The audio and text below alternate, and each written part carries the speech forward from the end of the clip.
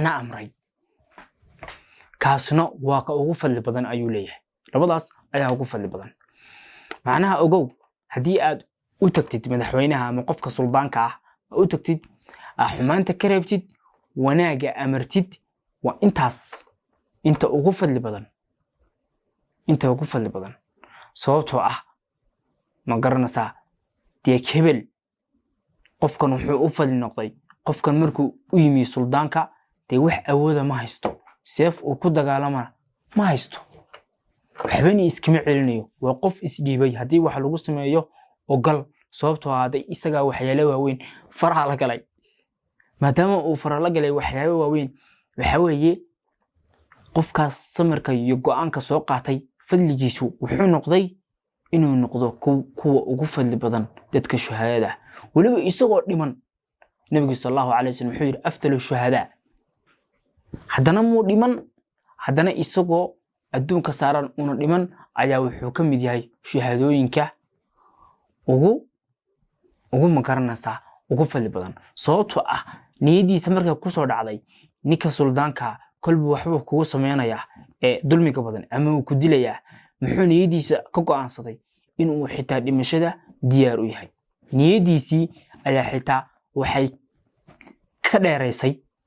amalkiisii intuu u tagin markuu niyada kaga soo dhacday ama uu isjiri ninkan dulmiga badan uu ku dilaya ma garanaysaa inuu ilaahay subxaanahu wa ta'ala daraadi u dhinto ayuu xitaa saxiixay marka fadliga inta weyn ayay leedahay wuxuu kaloo leeyahay وأقلل من الدخول على المترفين يرى إن مقرنسا إنا أغشو تدك هانتيدا بدن تدك إسكرا حيستا المترفين حوي يكوا هانتيدا بدن لكن إسكرا حيستا كبيقود با شنقاري بي ليهين تدبو قربي ليهين عنتوين كايو عنان وهجاي عنتودو قرقي إسكتا تالا مريهو saasi u dadsayin meel kasta saasi u yeelan oo macnaha mariyo far badan bay iska haystaan aakhiro ma garanayaan oo cibaado ma garanayaan oo masaakiin una xariisto wax siiya garan maayaan waxa weeye sidii jannadii in lagu jiro ay waxay doonaan iska sameeyaan way iska raaxaysanayaan marka kuwaas ayaa waxa la yiri waxa yareysa u galitaanka aad u galaso yaree maxaa yeelay u galinta aad u galaso iyo eegitaanka aad eegaso waxay ku galinaysaa in aad yareystid nicmadii Ilaahay subxaanahu wa ta'ala adiyo ku siiyay maanta adigoo nicmo iska haysta oo Ilaahay subxaanahu wa ta'ala xoogaa wax yar ku siiyay ku ahada u tagtid macnaha waxaad yareysanaysaa nicmadii Ilaahay ku siiyay oo waxaad eegaysaa adduunkoodii iyo wixii Ilaahay siiyay ayaa eegaysaa oo ku hawgal macnaha waa kuwa ku kaliftay dad fara badan oo magaalada jooga ayaa waxa laga yaabaa inta guryaha garaadada iyo caaqilada ilaa iyagu waa madaxay inay aadaan oo magaranaysa xitaa hanjidii Ilaahay u dhibay dadka ugu dhibay inay iyaga inta magaranaysa siiyaan hadaa garaad tahay hadii caaqil tahay hadii hebel tahay oo umada wax u haysid macnaha maaha qofkii ku yimaada inaad wax siisid maaha waxa weeye adigu inta cunaso heerkaagu cunayaan bas ayaa lagu ogol yahay qofkii yimaada inta hadii aad wax ka siin kartid wax ka siin laakiin qofkii yimaada cuntooyin waaweyn iyo lacag fara badan iyo fadhi weyn iyo u dalab maaha waxa weeye umada wax u haysaa waa qofkii ku yimaada hadii aad tiraahdo anigu waxba inima hayana ceeb maaha Soomaalidu ceeb u yaqaanaan ceeb maaha waxa weeye wixii Ilaahay subxaanahu wa ta'ala ku dhibay ayaa ilaalinaysa bal iska badaya waxa ceeba masaakiin yar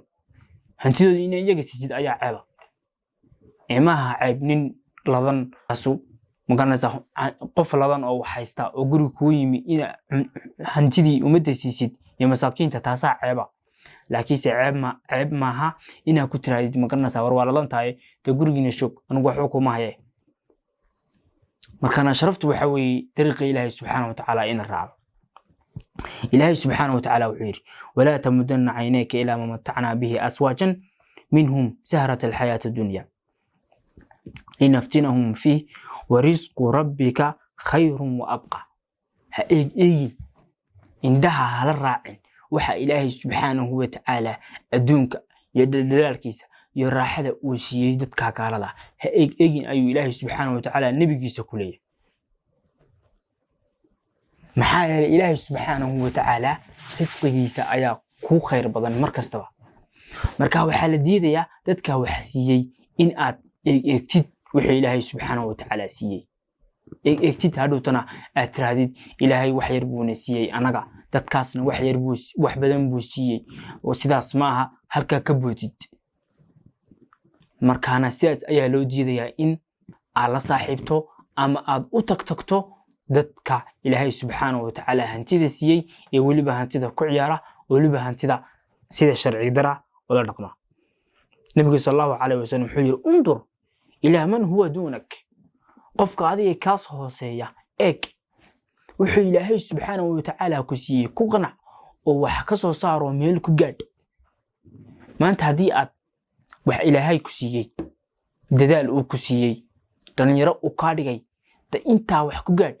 oo ma garanaysaa iyadoo ku mashquul oo iyada wax ka soo saar dadkanu maanta hantida haysta siinay soo ahaan jireen tan ka dhali oo ficil la imow laakiin ina meel iska soo fariistid oo tiraay ilaahay kuwaas wax siiyey anana imuusin taas waxa weeye waa idab darro way taas laakiin dadkanu waxaan kumay dhalane ma garanaysaa ficil la imow undur ila man huwa duunak dadka ka hooseeya eeg maanta haddii aad wax yar haysato dadka aanan haysan ka waran dadka aanan haysan maanta quraacdii iyo qadadii iyo cashadiiba aan haysan ka waran xitaa haddii ay qadadii iyo quraacda haysto haddii aad saddexda waqti haysto ka waran dadka laba waqti waa haysta laba waqti kaliya wax haysta ka waran markaana mar waliba dadka adiga ka hooseeya eeg ولا تنظر إلى من هو فوقك dadka ka sarsareeya ha eegin dadkaas sababta waxay ku kalifaysaa in ilaahay subxaanahu wa tacaala wixii uu ku siiyey aad ku xanaaqdid oo aad tiraahdo anagana maxaan la siinayaa maxaa yeelay iyada ku habboon in nicmada ilaahay subxaanahu wa tacaala aanan quransan شيخ حوليه ولا تهتم بشيء من الدنيا فإنه عن يحيى بن معاذ شيء الدنيا ذا كمل حكو همين حيسقي همين همي عادي جاي بلا فعل كا إذا ميلها الله صفر ديانوي قفا شيء الدنيا بدونية هم أنيو فكر أيو يسقي فعل كذي ما سمعنا يو وددالي ما يو ومشقي سنة يو وحول ما إيمانه يو فكر أيو يسكايا يحيى بن معاذ وحيري الدنيا لا تساوي قم ساعة فكيف بقم طول عمرك فيها الدنيا دو حكولي هاي لما مدعها مرغو ساعات كليو oo adduunyada murugooto iyo adduunyada oo aad hesho saacadaas ka daran ka waran buu ku leeyahay adduunyada dhan inta saaran tahay hadii ay murugo ku nooshahay dadka gaalada maxay isku dilaan kuwa hantile ayaa arkasa hadana way isdilayaan waxa weeye saacadahaas ay murugoonayeen ay diidayaan inta way iska raaxaysanayaan waa aragtaa raaxaysi isku mashquuliyaan si ma garanaysa ay u murugoon si waxyaalahaas in u dareemin murugada iyo walka iyo waxyaabahaas raaxada sidii ugu jiraan baadho raaxadii markay ka soo baxaan bay 2 saacadood kamid ah ama 3 saacadood kamid ah bay murugoonayaan hadhow ay istilayaan bal qofkan ka hor muxuu isku dili waayay sababtoo ah marka raaxo ku jirayo murugoonin oo isaga raaxo ku jiray muxuu intuu raaxo karo sababtoo ah murugadu waa nolol xun looma adkaysan karo marka murugada insha Allah taala ayaa waxyaabaha si lagu daaweeyana way inoo soo socotaa waxaan ku soo gabagabeynayaa dardaarankaas sidaas ayuu inoogu soo soconayaa waxa la doonayaa dardaaramada wanaagsan ee culimada ka imanaya in la weeleeyo oo la xifdiyo oo la dhageysto oo hadhowtana dariiqooda la raaco. Assalaamu calaykum wa rahmatullaahi wa barakaatuh.